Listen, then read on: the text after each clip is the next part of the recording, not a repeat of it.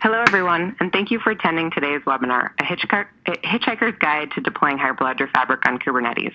My name is Emily, and I'm a member of the team here at the Linux Foundation working on the Hyperledger project. Before we begin, I want to cover a few housekeeping items. First, this webinar is being recorded, so if you need to drop off at any point, we will automatically send you a link to the recording via email within a day or two. At the bottom of your audience console are widgets that control the movable and resizable content windows. You can click and drag the lower right-hand corner of each widget to change the size, and you can move the windows around to customize the layout to your preference. Starting with the icon on the left, the film reel controls the audio for this event, or it allows you to fast forward or rewind if you're watching this on demand. The Q&A widget allows you to submit questions at any time during the presentation. We will try our best to answer as many of them as we can. If you're watching this on demand, you can still submit questions and we can respond via email. The chart icon controls the slide viewing window. The document widget contains links to resources mentioned in today's presentation and other resources we think you might find interesting. You will also have instant access to a copy of today's slide deck. The person icon opens a window where you can learn more about today's guest speakers, and the clipboard allows you to access our survey widget, which helps us collect valuable feedback. Please take a moment at the end of the presentation to answer a few questions about today's session. And finally, the question mark opens a help topic window in case you experience issues with the console. If you're joining us on a non-Ubuntu Linux machine, please keep in mind you may experience lags in slide advancement, and refreshing your browser might help. You can join us on Twitter using the hashtag LFWebinar, and don't forget to follow us at Hyperledger and at Linux Foundation. As I mentioned, keep an eye out from an email from us in the next day or so with a link to today's recording. That takes care of our housekeeping info. I'm pleased to introduce today's guest speakers, Sasha Grabovetsky and Nicola Pauli. Sasha is CTO and data scientist at Aid Technology, and Nicola is lead blockchain engineer also with Aid Tech. Please don't forget to read the detailed bios of our speakers on your screen, as their work histories and experience are absolutely fascinating. Thank you so much for joining us today, Sasha and Nicola. Thank you.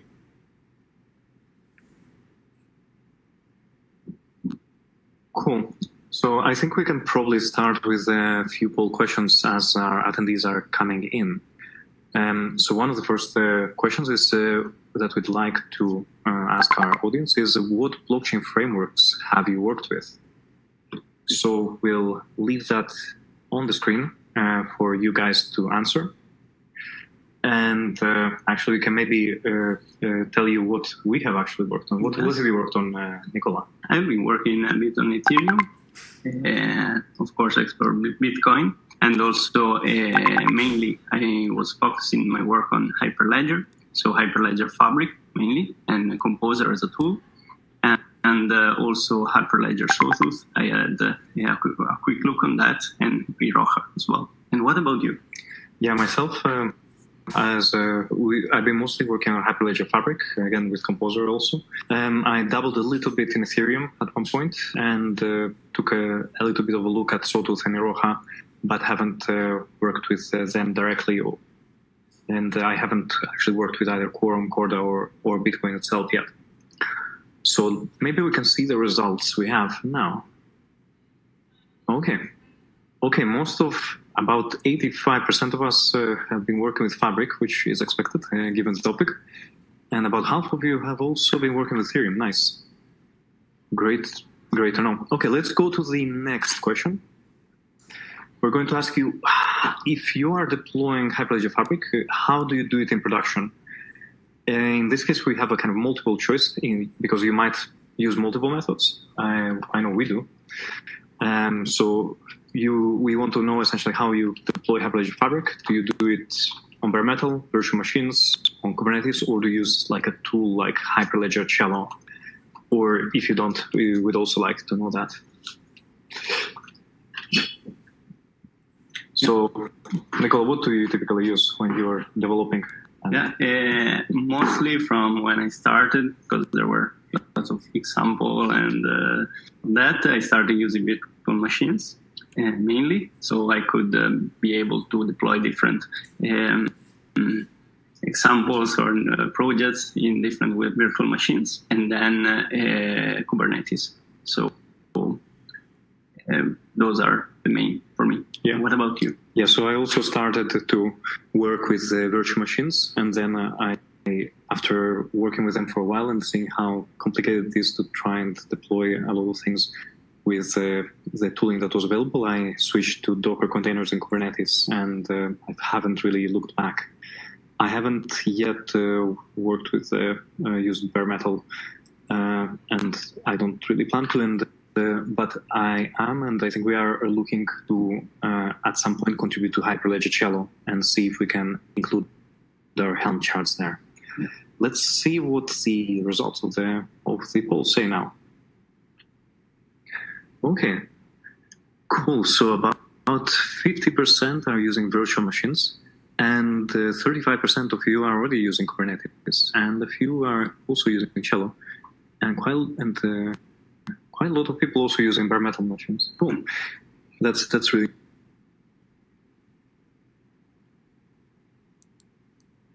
interesting. Cool. So again to the Hitchhiker's Guide to Deploying Hyperledger Fabric on Kubernetes.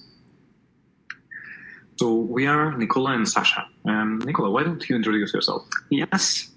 Hello, everyone. I'm Nicola, and I'm the lead blockchain engineer at ATech. And I'm working on building business blockchain applications using tools from the Hyperledger projects. And I've submitted improvements and contribution to the Hyperledger Composer, mainly, such as an API key security feature. And what about you, Sasha? So I'm Sasha. I'm CTO at ATech. I've been working mostly on ensuring that our blockchain solutions can be easily deployed using Kubernetes and Helm. And back in my past life, I used to be a cognitive neuroscientist. Okay, so we can introduce the webinar. We will split this webinar into 4 sections. First, we will describe the blockchain framework Hyperledger Fabric.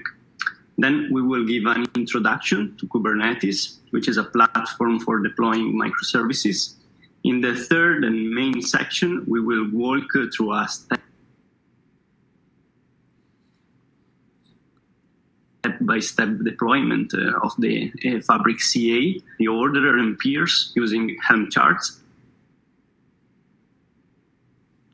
such as the upcoming Helm charts, talks, courses, and how it is possible to contribute to the ecosystem. Go on.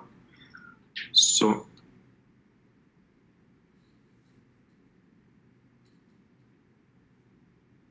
by the certificate authority, an ordering service using Kafka, and several peers connected to each other through a channel. So let's get started. Yes. So first, we will run through Hyperledger Fabric and explain why it's awesome and generally over 9,000.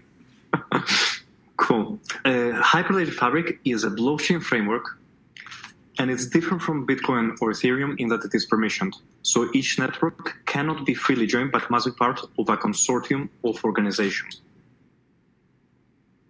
Yes, Hyperledger Fabric requires 3 types of node: a certificate authority, an ordering service, and a peer. So we will describe each in turn. So the certificate authority manages the identities. In a nutshell, it registers these identities, which are saved to its database, and then it issues enrollment certificates. which allow the identity holder to demonstrate that they belong to an organization. Finally, the certificate authority can renew a certificate, making an expired one valid, or it can revoke an existing certificate, making it invalid. The ordering service consists of one or more orderer nodes that talk to each other. In development, you typically use a single orderer using sole consensus, which is effectively no consensus. In production, you should really use a proper consensus algorithm, like, for example, Kafka, which depends on an Apache Kafka cluster to exchange messages between the orderers and ensure crash-tolerant consensus on transactions. And finally, peers are the nodes that actually maintain the ledger and communicate with the client applications. Often, we will attach a CouchDB database to hold the world state in a way that we can query it effectively. Okay. And let's chat now about Kubernetes, which helps realize the possibility of the cloud. So Kubernetes is basically a platform to orchestrate the deployment and management of Linux containers, which are typically built with Docker. To work with the Kubernetes system, we should understand the three key concepts. The Kubernetes cluster, hosting the microservices, the chart packages that define the app, and the Helm service that allows us to install charts.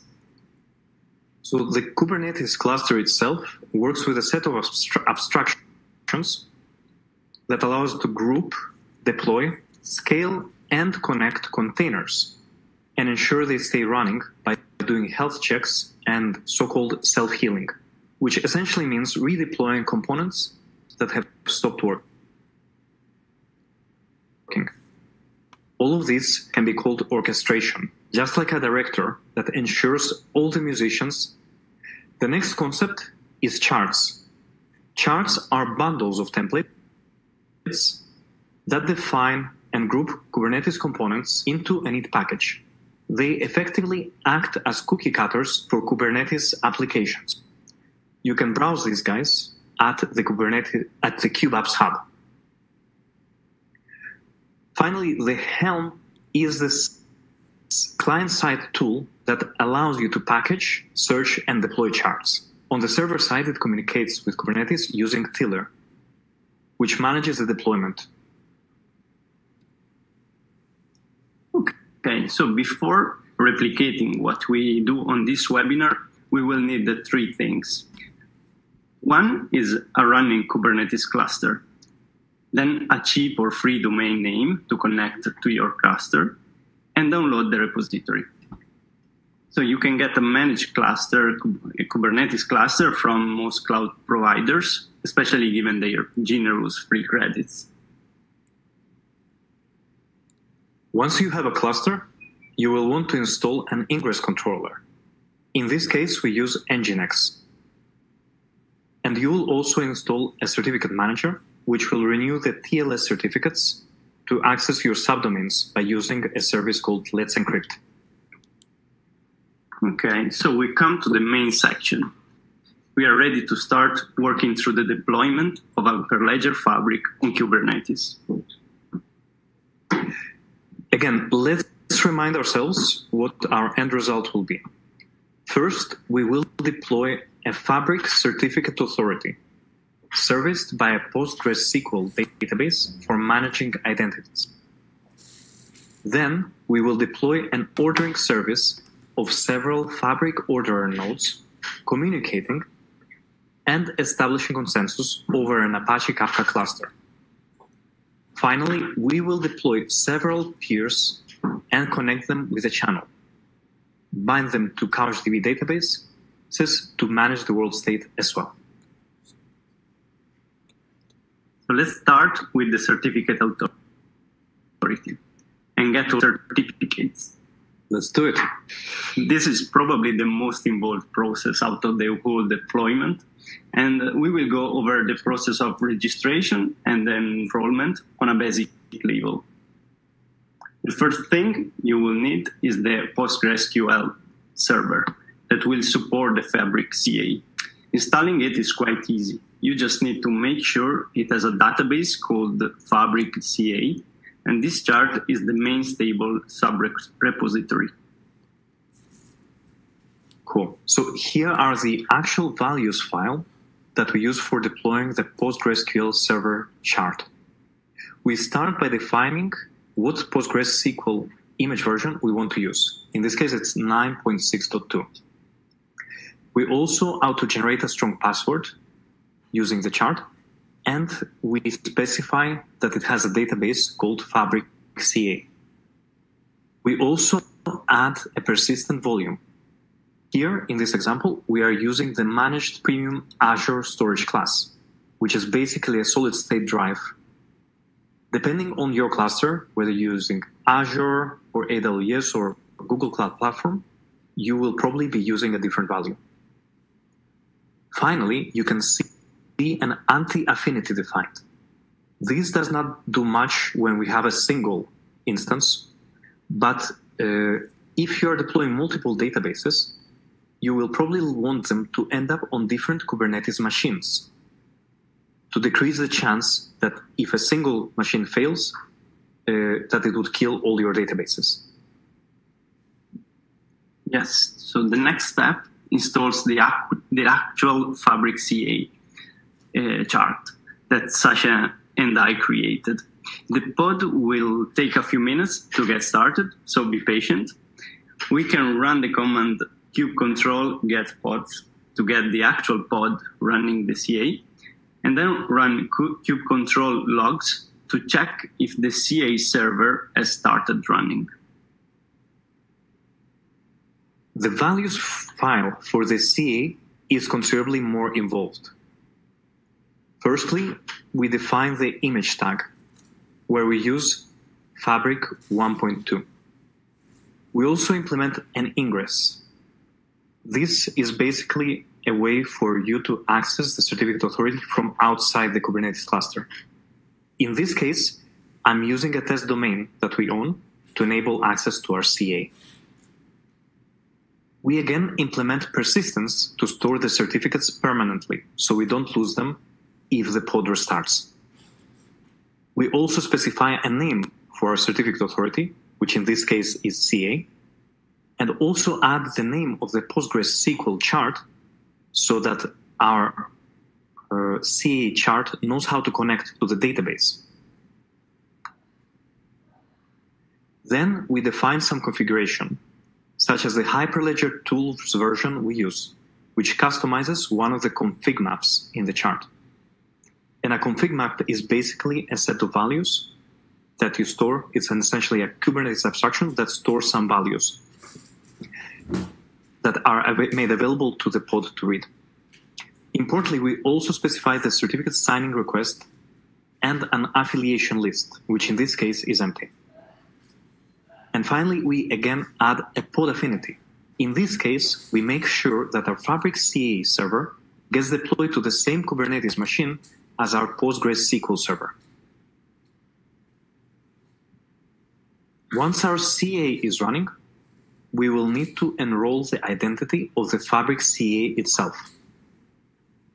For the first command, we use kubectl exec to check if a certificate exists in the Fabric CA membership service provider folder.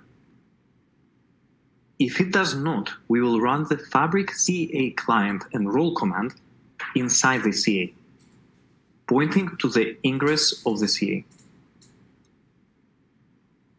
Then we can run kubectl get ingress on our own machine to obtain the ingress connected to the Fabric CA service. So this will essentially be the domain name that we spoke about. Once you have that set up, you should be able to use the curl command to get the CA info. Bear in mind that this depends on the certificate manager setting up the TLS correctly, so you might need to wait for a little while before this works. Now that your CA is installed and set up, you can get the certificate of the CA server onto your own machine by using the Fabric CA client binary. If you're using Mac, you can, for example, use Homebrew to install it. We have actually open sourced a public repository to do this. Then you can use kubectl exec to execute the register command inside the Fabric CA to register the organization we will use to host the orderers and the peers. Once we have registered the identity, we can use the Fabric CA client again and actually enroll the identity and get our private key and our certificate. We'll copy the certificate from signed certs also into the admin certs folder, since this identity is the admin. Okay, here the key thing to notice is that when speaking with the CA, we need to specify the Let's Encrypt authority certificate for the TLS connection, since the Fabric CA client will check that this certificate corresponds to the one it sees when connecting to the CA server. Exactly. So since our apps will use the certificate and the key, we need to use a kubectl create secret generic to add this file to the Kubernetes service as secrets. Before we go to the next section, let's actually look at the config.tx YAML file, which defines the structure of our Fabric consortium, organizations, and the channels. Here we specify two profiles, one for the order Genesis block and one for a Fabric channel called My Channel. Here we define our organization, which we will call 8tech. It has the ID 8tech MSP. MSP standing for member. And this we enrolled our organization admin in the previous slides. It also defines two peers as anchor peers, and we specify them using the Kubernetes DNS, as we will speak to them inside the cluster only and not expose them to the internet in this case. So here you can see that one of these peers has the DNS peer1 HLF peer.blockchain.svc, which means service.cluster.local. And we point to the port 7051 of that peer. Then we also define the orderers in the organization using a very similar format as before. We also define all of the Kafka options. Importantly, rather than defining all of the different Kafka nodes that we will have, in our case we will have 4 Kafka nodes, instead of that we specify the Kubernetes Kafka service as a single address, since that will act as a load balancer to load balance the requests to all the different Kafka pods. And this avoids reconfiguration if we decide to scale our Kafka cluster up or down. So having defined the config.tx YAML file, we can run the config.tx gen tool that we use it twice. Pointing it to the two profiles, we define it to produce a Genesis block for the orderers and the channel transactions for the peers. So we again have these two Kubernetes secrets to store them on our cluster. And again, these secrets, they will act very much like the config maps that we defined before. They will act as essentially abstractions that will hold values, but they will actually encrypt them at the same time and hold them in a secure manner. Okay, so now that we have a functioning Fabric CA, we can get to the orderer and get that consensus running. So rather than Chuck Norris consensus, we have the next best thing, Kafka consensus, which is crash tolerant. We will need to follow 3 steps to get all of this running. Yeah. Firstly, we need to install the Kafka cluster itself, which is made easy with the incubator chart available. Note that you need some very specific configuration to make this work correctly. So firstly, we need to ensure that we have at least 4 replicas of Kafka in order to make it properly crash tolerant. This means that your Kubernetes cluster must be composed of at least 4 machines. We also specify, again, the image and the tag that we want to use. In this case, we use the Confluence Inc. CP Kafka image and the tag 4.112. And we also add role-based access control to our Kubernetes cluster. Again, we have anti-affinities to make sure that the Kafka pods actually end up on different Kubernetes machines. Because if you actually keep if you don't do this, several of your Kafka pods could end up on one machine, and then one single machine crashing could actually get your network down. And here is the most important part. The configuration override section contains several options that are necessary to work with Fabric. I stress that all of these options are necessary, but the most important one is the last one, called log.retention.ms, which specifies that we never want to forget a record, because by default, Kafka will forget records after typically around 2 weeks. I've seen many messages on the Rocket chat of Hyperledger from people who forgot to implement this, and boy, it's not pretty. Okay, then we can install one of the actual orders. If you want to install order 2, just change the initial export to set the num and the environmental variable num to 2. Again, we use a chart developed by Sasha and myself at HitchhikerTech.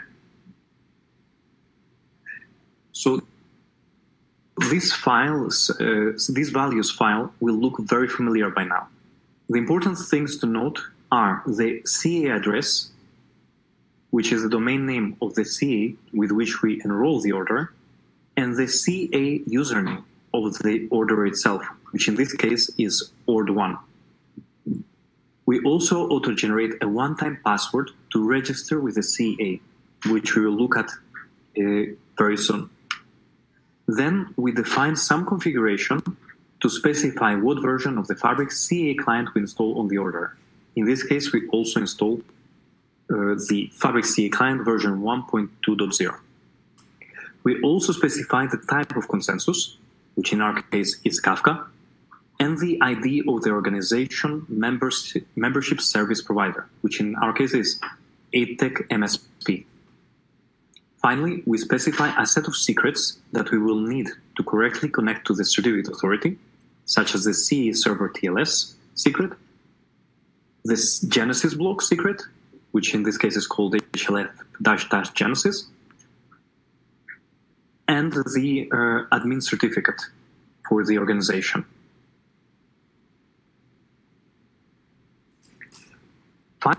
Finally, we can set up the order identity. To do this, we first get the CA password from the orderer's secret. This is exactly the password that was auto-generated by the chart. It's a one-time password that we will use for enrolling. We then use the kube control exec to connect to the Fabric CA and register the identity of the order with a CA specifying this environmental variable. The order chart is configured to periodically try to enroll with Fabric CA. Once it does this successfully, the order will actually start. We can then get the order pod using kube control get pods and check that the order has started by running kube control logs and filtering for the string complete initialization. And that's it. You have a basic ordering service using a Kafka running. So let's see how to deploy the Fabric peer, which maintains the blockchain ledger. Installing the Fabric peer involves 5 steps, but most of these will look very familiar by now. The first step is to install the CouchDB database. And this is very similar to installing the PostgreSQL chart. So after deploying it, we again use the Kubernetes logs to check if it is running. The values file in this case is really, really simple. And it mainly specifies the version of the Hyperledger CouchDB Docker image, which in this case is 0.4.10. We also again specify a persistence so that the CouchDB database holds the data, and an anti-affinity so that CouchDB pods are actually deployed on different Kubernetes machines. Then we install our Hyperledger Fabric peer chart. So this values file looks very, very similar to the order values, since it mentions the Fabric CA address and the peer username on the certificate authority. It also specifies that we are using CouchDB and the name of the CouchDB Helm deployment. Again, we note the secrets that we need, such as the CA-TLS secret, which we need to communicate securely with the CA, the channel secret, specifying the channel transaction that will allow the peer to create and join channels, and the organization admin certificate and key, which is also necessary to actually join the channel, to essentially ask permission to the network. Again, to set up the peer identity, we get the CA password, which is again a one-time password generated automatically by the chart, and we register the peer with the certificate authority, just like we did with the order. We just specify a different ID type. In this case, we specify a peer. Again, the peer will periodically try to enroll with the CA until it succeeds. Once it does, you will see the string starting peer in the logs. So once the first peer is created, you can create the channel. For this, you will need to specify the address of an orderer, the name of the channel, and the location of the channel transaction that we loaded into the peer from the secret it lives in. Once the channel is created, you will need to fetch it and join it on every peer that you create by running the peer channel fetch config command inside the peer, and then run the peer channel join inside each peer container as well. Once all of that is done, you can run peer channel list to check that the peer has indeed joined the channel. And that's basically it. We will now spend a few minutes chatting about the things that we are doing in the future that might interest you. First, Sasha and I created a chapter on the Hyperledger Composer on EDX, which you might want to read if you'd like to learn to create a proof of concept using it. And I also have created a course on Pact and Udemy called Hyperledger for Blockchain Application, which discusses in more depth both Fabric and Composer. Yes, and we will also be giving several presentations at the Hyperledger Global Forum in December, where we will go into considerably more depth into the deployment and also discuss a real proof of concept running in Tanzania using these Helm charts. And finally, we are also releasing a chart for Hyperledger Composer, and that's being reviewed right now, so it might take a few weeks. But also over the last few days, I've been playing around with Hyperledger Explorer, so if all goes well, we will also create a chart for that as well.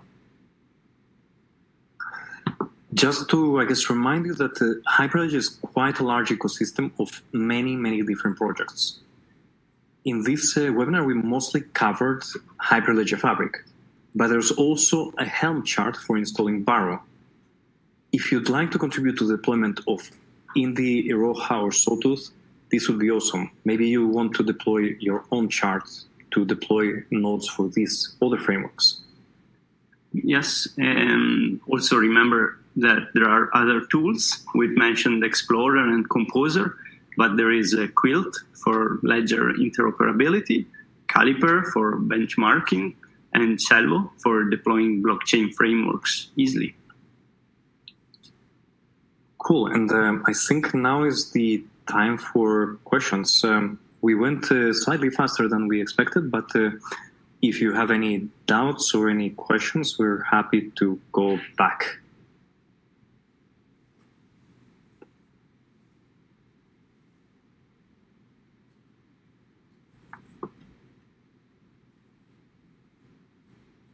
Okay, cool. So we have so far 21 questions.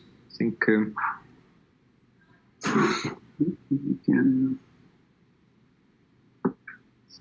let's start with the first one. So what is the best way to contribute to the existing charts?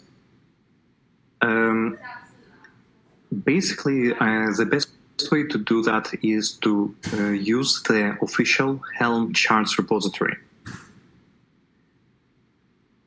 Basically, you can submit pull requests if you want to, for example, change a chart. For example, you might want to expand one of our charts.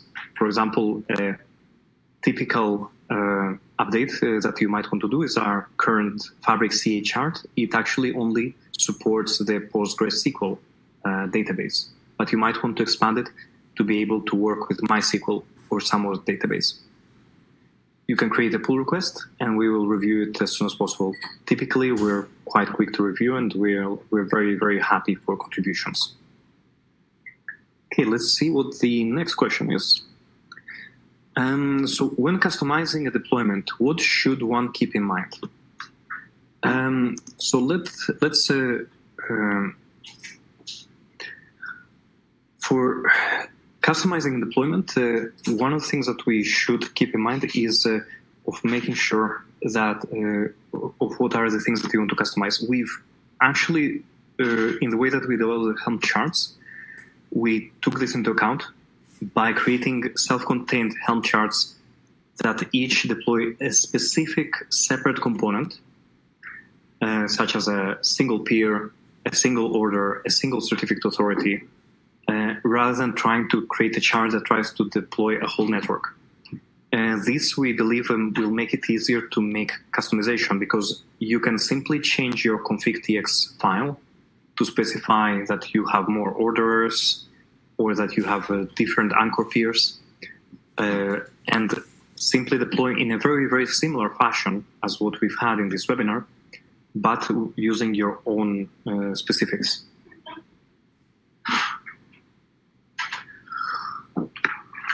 Can I use Minikube to deploy this?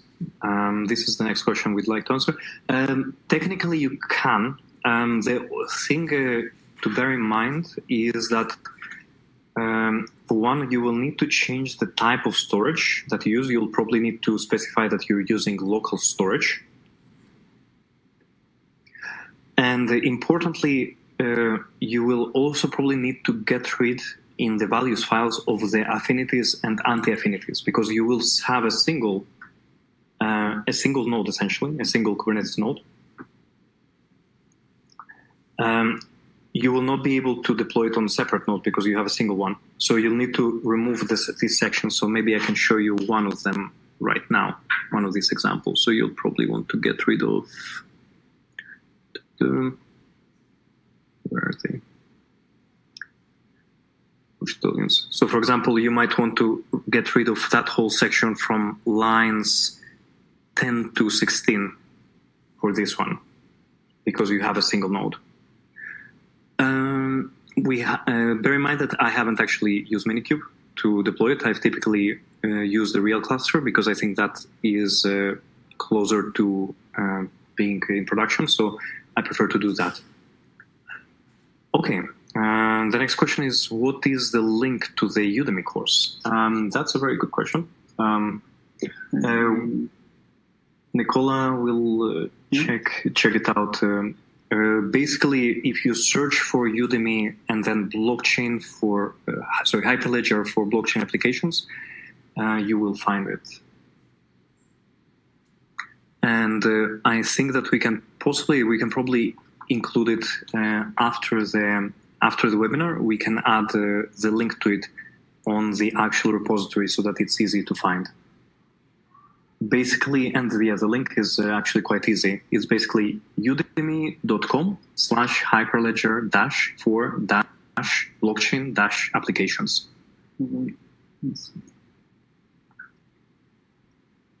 Okay.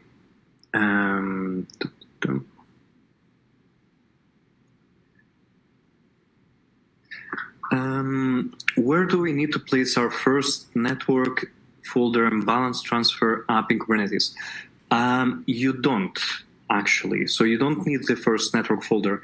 The build your own first network folder is specifically meant to be a development tool to get familiar with how to deploy Hyperledger Fabric. In the case of Kubernetes, you will need to actually specify the separate components using values files as we have in the repository and as we showed here. And you will need to specify, like write your own config.txt file or adapt it, and then use these two things basically to deploy your network.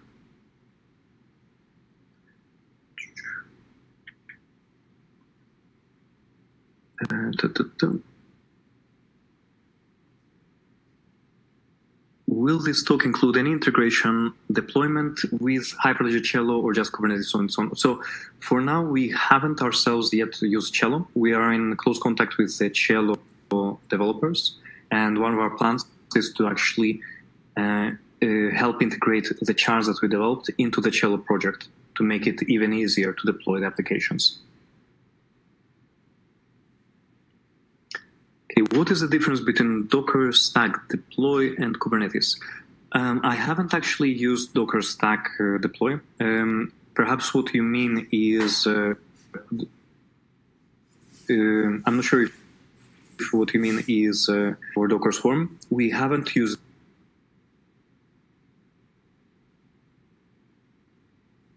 the strongest orchestrator in terms of community and development, so we've only used that to deploy. In production, it is suggested to use, as the next question is, in production, it is suggested to use Hyperledger Fabric.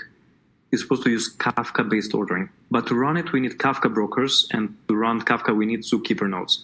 To support 2 orders, we need 4 Zookeepers. So now in order to avoid single point of failure, we need to have all these nodes in different machines.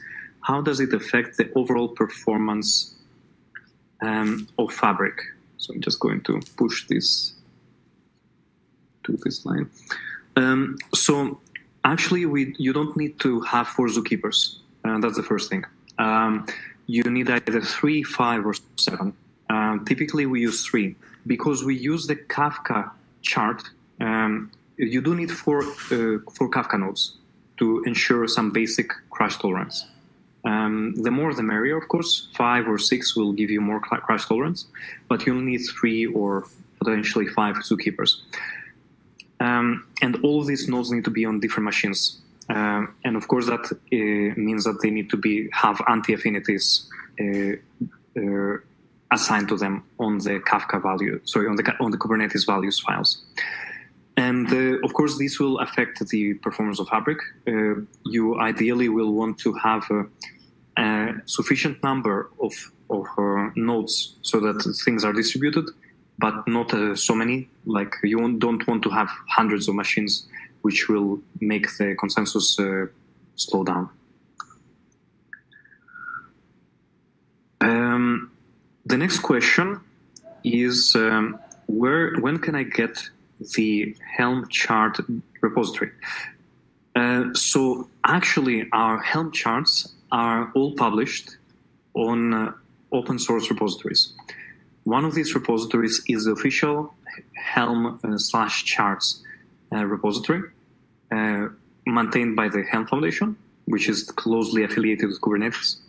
And we also publish the same charts on our own open source repository on 8technology /AT dash charts. And we can also, what we will do is we will also add information about this on the repository that we shared so that you can easily find these charts.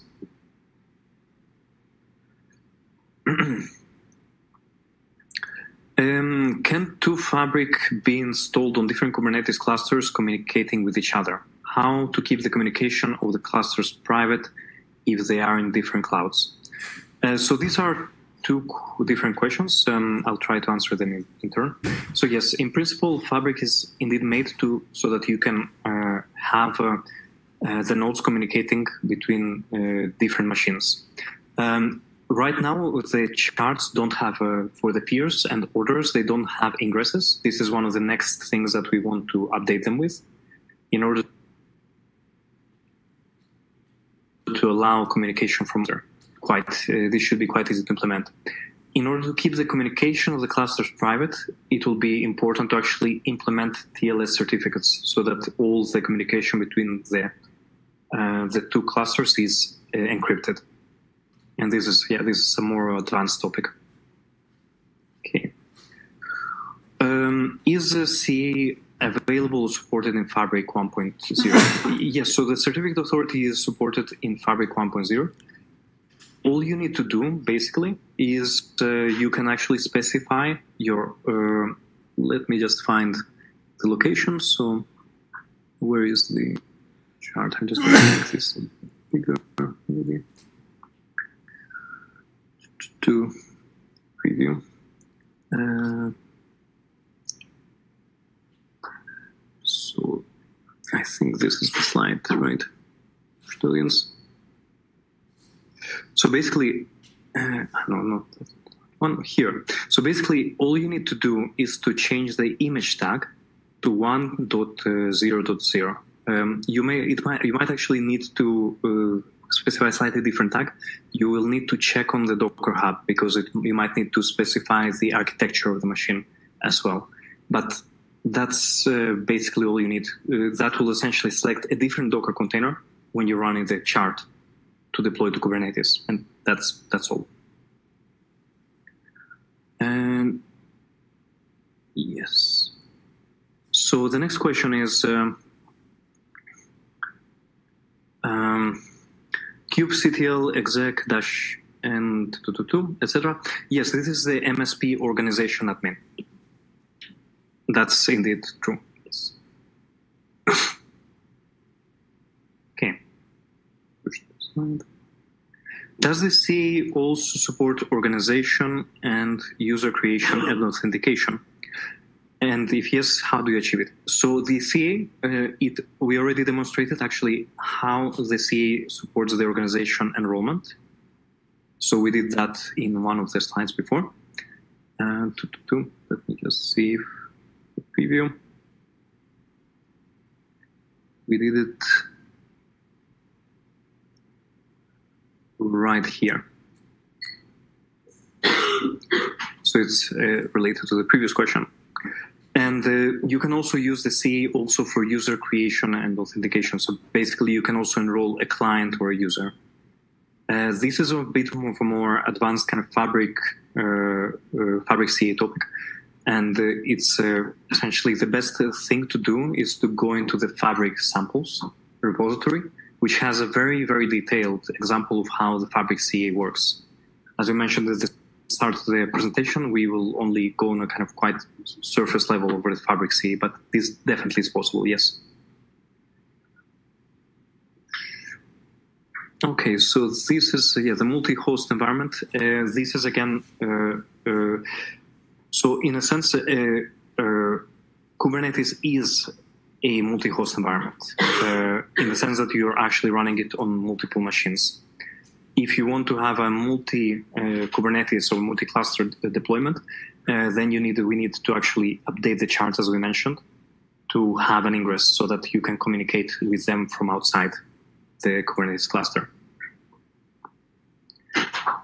Okay.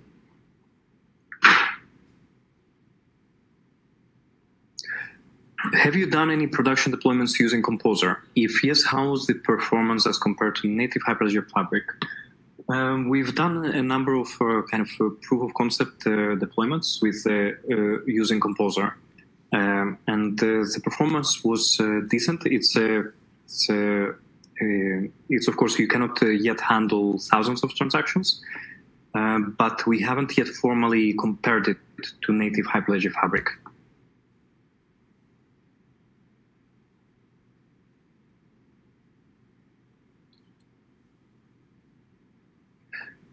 So next question is, we have a few organizations, A and B. How do you deploy Docker, Order, and Kafka in a few organizations? As far as I'm aware, you can only deploy an order with a single organization, especially if you're using Kafka, because of the actual nodes, they need to be, in order for the ordering service to work well, you need all the orders to be more or less co-located with the Kafka cluster in close proximity. Don't take my word for it, but from what I read in the Fabric documentation, you cannot yet deploy orders in a multi-organization. You can deploy peers in multi-organization, but not the orders.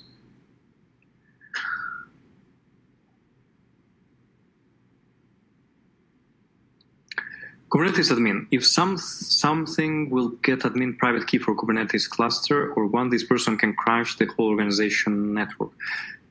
So here's again the case where the whole point of the Fabric CA is to enable you to revoke certificates, which will basically disable specific private keys. So if someone loses your private key because it's a permissioned framework, you can actually disable that private key by revoking the certificate, right? And typically, what you will do is you will not actually deploy only a single CA, but you'll actually deploy a root CA, and then create intermediate CAs that are children of the root CA. This is how we have done it in production ourselves. And if one of those CAs that is intermediate is compromised, you can basically just shut it down and create a new intermediate CA that will take over.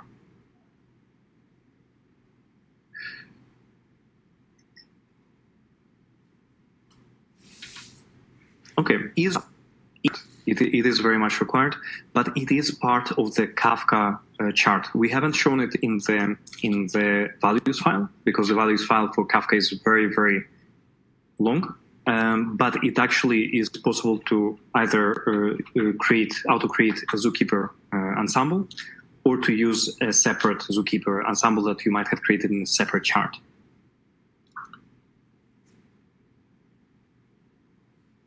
Okay, this is again one of the multiple Kafka cluster questions. We've already answered that before.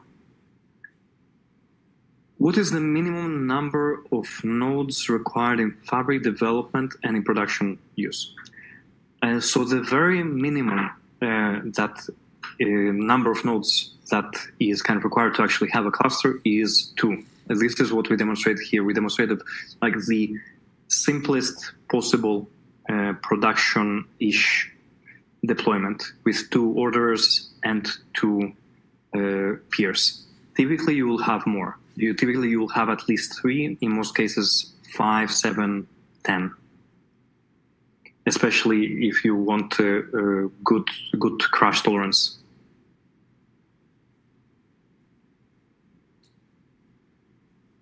Any chance we could get access to that chart on Composer? Yes, very much so. Actually, it is already open source. It is actually undergoing review on the open source Helm/chart repository. So you can actually see that pull request. And if you want, you can actually clone our repository of our charts and download the chart for yourself. Potentially install, just download it and install it from your local computer onto your own Kubernetes cluster.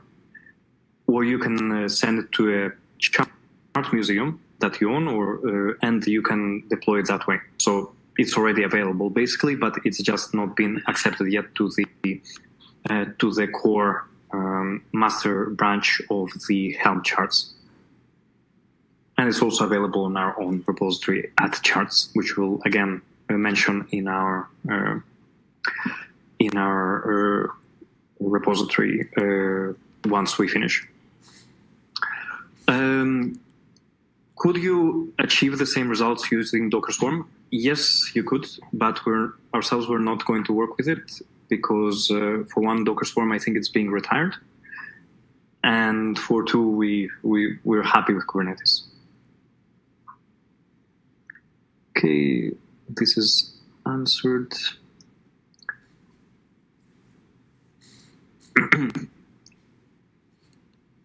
Slide there. Okay. If we change data on the CouchDB using Fortran tool, data got changed. In the production sound does the same. So the CouchDB is meant to act as actually a world state database.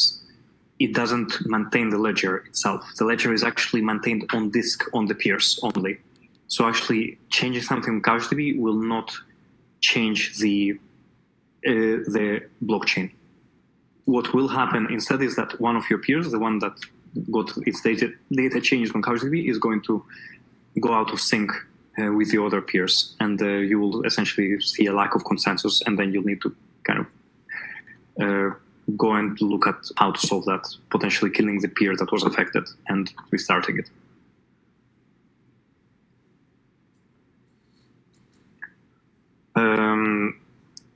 Is there a production system with these settings anywhere? So actually in the repository that we're sharing, we are sharing these settings.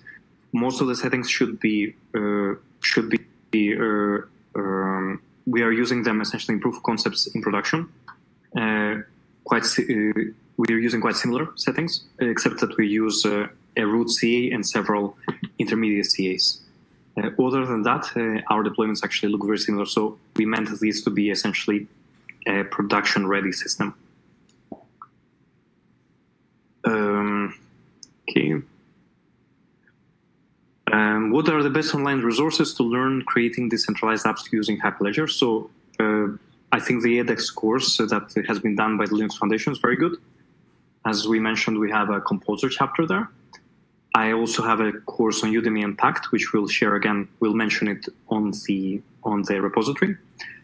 And I think and the Linux Foundation also, they have older courses that they run that are also, I'm sure, very good.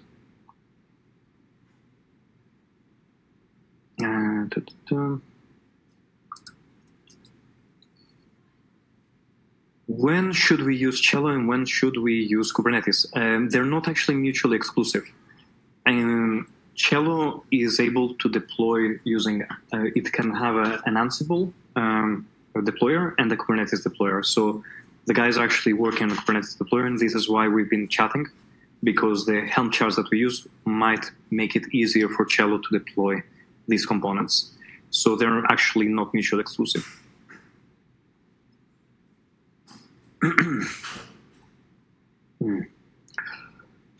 Okay. The next question is having the peer database inside the container a risk to lose it? How to cope with that risk? So actually the database, the actual blockchain, is not inside the container. It's actually on a disk. So the container itself is ephemeral. And if it dies, it gets restarted, essentially. You deploy a new container. But the actual data is on a hard disk somewhere, potentially on the cloud, if you're using a managed Kubernetes service, or on your own computers, if you're using a bare metal Kubernetes. So this is why you use persistent volume claims to store the data, so that when you restart the container, you don't lose data. Okay, I'm not going to. How do you handle chain code generated?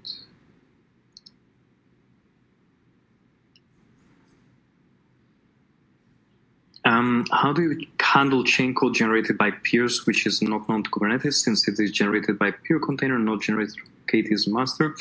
So in terms of the chain code, you have several options. Either you use something like Hyperledger Composer in order to create business network archives that you can install in your peers, or you use the native Fabric systems. And if you're using native Fabric, you typically will need to sign the chain code to actually demonstrate that this is valid chain code that you are able to deploy onto your cluster. If this chain code is not signed, you will not actually be able to deploy it.